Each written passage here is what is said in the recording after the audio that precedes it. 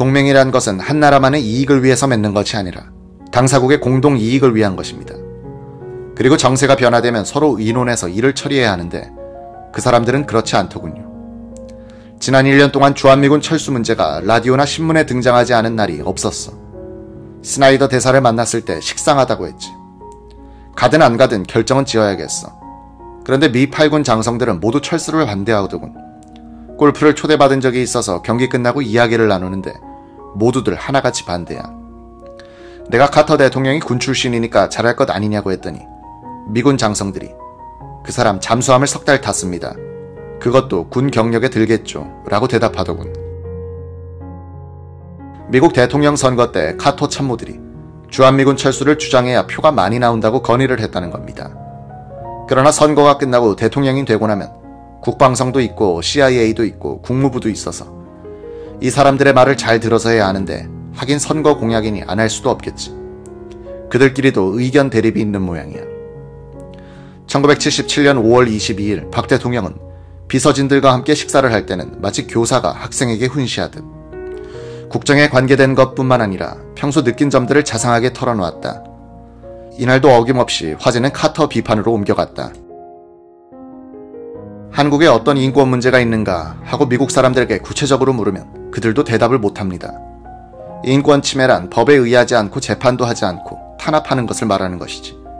헌법에 따라 3심을 거치고 그것도 공개리에 외국 기자들한테까지 방청을 시키면서 법으로 확정해서 처벌하는 것을 어떻게 인권 침해라고 할 수 있는가 말이오. 지난번 울프 의원도 스나이더 대사도 카터가 한 얘기니까 미국의 체면을 봐서 제스처라도 해달라고 내게 말했는데 내가 제스처를 할 것이 있어야지. 지금 잠깐 들어가 있는 사람도 전에 민청학년 사건과 같이 개가 천선하면 사면될 수도 있는 것이오. 반체제 사람들이 콧대를 높이는 것은 바로 미국 사람들 때문이야. 미국이 도움이 안 된다고 느낄 때라야 들어가 있는 사람들도 생각이 달라질 것이고 그렇게 되면 놓아줄 수 있지. 이 기회에 그 사람들의 4대 근성을 뿌리 뽑아야 됩니다.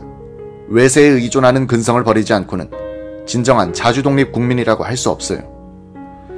그동안 미국에서 반정부 운동하던 사람들, 이용훈 전 해군 참모총장이나 문명자씨 등이 한 근거 없는 말들을 미국은 그대로 언론에다 실었단 말이야. 주한미군이 동북아 평화를 위해 지대한 공헌을 한 것은 사실입니다. 아직 한반도에 평화가 정착된 것은 아닙니다. 한국에 평화가 정착되거나 적어도 북괴를 확실히 능가할 힘이 생길 때까지 주한미군이 있는 것이 좋지. 그러나 그들이 일방적으로 간다고 했소. 한반도의 안보는 한국만의 책임인가? 한미 양국의 공동 책임입니다. 그들이 떠나가더라도 장비를 넘겨주고 공군력만 증강한다면 유사시에 우리 힘으로도 능히 적을 막을 수 있어요. 나는 월남 사태 때 이미 주한미군 철수를 예상했어요. 모든 정세로 보아 북괴가 남침해도 중국, 소련이 병력 지원을 안 할 것으로 봅니다.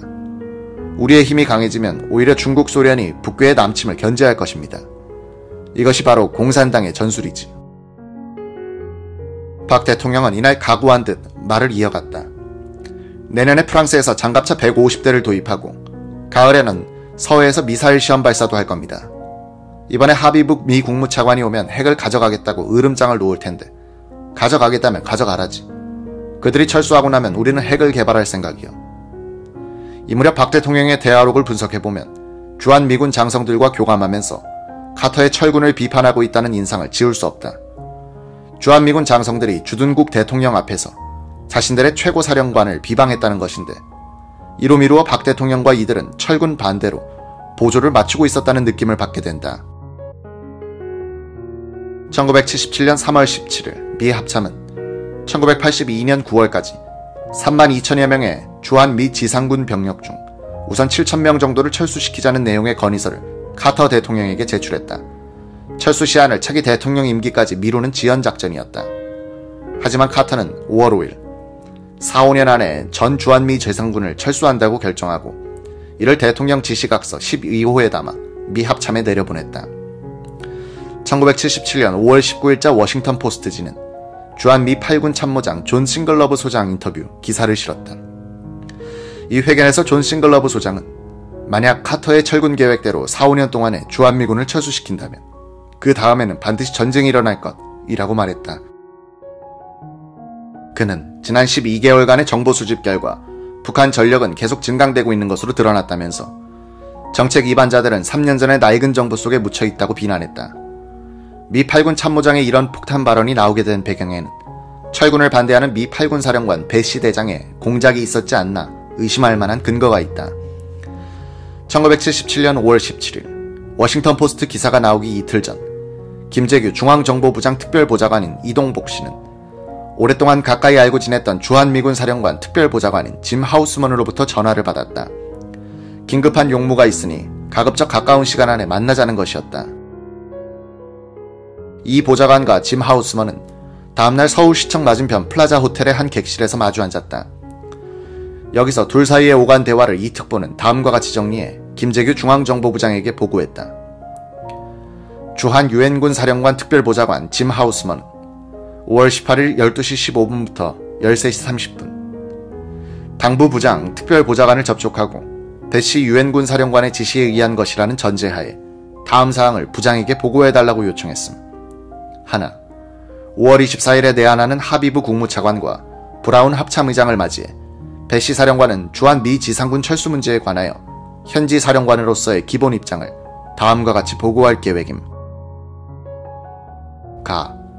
배시 사령관은 1차적으로는 주한 미 지상군을 현재의 상태에서 동결, 어떠한 규모의 감축에도 반대한다는 입장을 명백히 할 것임. 사령관의 논거는 6.25 때 주한미군이 철수함으로써 전쟁이 발발한 반면 휴전 이후에는 전쟁이 없었는데 그 이유는 주한미군이라는 전쟁 억지력이 엄존했기 때문이라는 점을 지적할 것임. 만약 하비브 차관과 브라운 의장을 통해 미 행정부의 주한미 지상군의 감축이 기정방침으로 확인될 경우 배시 사령관은 차선의 방안으로 다음 사항을 건의할 방침임. 하나, 주한미 지상군의 감축은 상징적인 규모로 국한할 것. 미 육군 제2사단의 3개 여단 중 1개 여단에서 여단 건재는 그대로 둔 채 2개 대대만을 1979년 6월 이후에 철수하고 나머지 부대는 무기한 한국에 잔류시키도록 결정할 것. 둘, 철수하는 2개 대대의 각종 화기와 장비는 한국에 남겨두어 한국군에게 인계할 것. 셋, 현재 2개 대대의 야계 규모인 주한미 공군은 완전 규모의 3개 대대를 각기 거느리는 2개 비행단으로 증강시키되 증강되는 항공기는 태평양 공군으로부터가 아니라 본토의 공군으로부터 가져올 것. 넷, 한국군 현대화를 위해 다음 조치들을 강구할 것. 둘, 배시 사령관은 앞으로 있을 한미협의 때 박 대통령 각하께서는 물론 고도의 정치적 차원에서 말씀하셔야겠으나 관계장관 이하의 실무자는 이상 배시 사령관의 기본 입장을 감안해 그보다 더 강경한 주장을 할지언정 더 온건한 주장을 하지는 말아줄 것을 요망함. 셋, 배시 사령관은 하비브와 브라운 내한 이전에 극비리 한미 양 국간 간의 사전 의견 조정을 가질 것을 희망함. 그 방식은 1단계로 하참의 손장래 장군이나 류병환 장군과 유엔군 사령부의 번스 부사령관, 싱글러브 참모장 또는 콜러 작전 참모관의 협의를 갖고 2단계로 배시 사령관과 국방부 장관이 만나기를 희망함. 넷, 배시 사령관은 지난번 도미, 카터 대통령을 만났을 때 주한미군 철수 문제는 절대로 졸속한 결정을 회피할 것을 건의했고 이에 대해 카터 대통령도 장군과 먼저 협의하지 않고는 주한미군 문제에 대한 어떠한 결정도 단독으로 내리지 않겠다라고 약속한 일이 있으므로 미국이 일방적으로 감축 결정을 내리지는 않을 것이라고 믿고 있고 만약 카터 대통령이 이러한 약속을 저버릴 때는 군복을 벗을 각오가 되어 있다고 하우스먼은 말하고 있었음. 이 특보가 듣고 보니 실로 중대한 내용이 아닐 수 없었다. 문민 통제의 원칙이 확립되어 있는 미국에서 육군의 한 최고 지휘관이 참모들과 짜고 미국 대사관을 따돌린 채 자기 나라의 대통령이 소신을 갖고 추진하는 정책을 저지하기 위하여 외국의 정보기관장과 내통하겠다고 나섰으니 말이다. 이 특보는 김재규 부장에게 배시 사령관을 만나는 것이 좋겠다고 건의했다. 다음 날인 5월 19일 오후 3시 15분부터 4시 30분까지 두 사람의 밀담이 미 8군 영내 사령관 관사에서 이뤄졌다. 이 특보가 통역을 위해 배석했다. 이 특보의 기록에 의하면 이 자리에서 배시 사령관은 그가 김 부장을 만나자고 한 진짜 이유를 털어놨다. 그는 우선 철군 문제에 관한 카터 대통령의 온고집에 분노를 터뜨렸다. 그리고 카터의 철군 공약은 결국은 이행되지 않을 것이라고 전망했다. 왜냐하면 이 공약은 너무나 현실과 괴리된 것이고 잘못하면 전쟁을 유발할 수도 있는 그릇된 정책이기 때문이라는 것이었다. 그는 그럼에도 불구하고 카터의 철군 공약이 이행될 경우에 대비하는 것이 필요하다는 의견을 피력했다. 그는 철군은 보안 조치 없이는 진행될 수 없다면서 한미 양국 간에 즉각 철군 보안 조치에 관한 협상이 시작되어야 한다고 강조했다. 철군 보안 조치가 비용 면에서 주한미군을 계속 유지하는 것보다 비싼 것으로 만들어서 비용 대 효과의 차원에서 미국 내, 특히 미 의회 안에서 주한미군 철수에 대한 찬반 토론을 유도해야 한다는 것이 배 씨의 본심이었다. 그렇게 함으로써 보안 조치로 인해 주한미 지상군의 철군을 강행하는 것이 계속 유지하는 것보다 비용면에서 비싼 것으로 드러나게 될 경우 틀림없이 의회가 나서서 철군 강행을 저지하게 되리라는 것이 그의 계산이었다. 한국 정부 안에서 그의 대화 상대는 서종철 국방장관과 유병헌 합참본부장이었다. 이 무렵 박정희 대통령은 카터 대통령에게 노발대발하고 있었다. 박 대통령은 그렇다면 하고 싶은 대로 해라. 우리는 구걸하지 않겠다. 우리는 우리 길을 간다고 자주국방을 외치면서 오히려 주한미군 철수, 불반대를 선언하고 나선 것이다. 카터의 오만에 맞서서 주권국가의 대통령으로 국민의 안위를 책임지고 있는 박 대통령의 대응은 과연 대통령다운 행동이었다. 그러나 그것은 어디까지나 대통령에게 해당되는 것이었고 그를 보좌하는 주무장관이나 참모들의 경우는 그와는 다른 것이었다.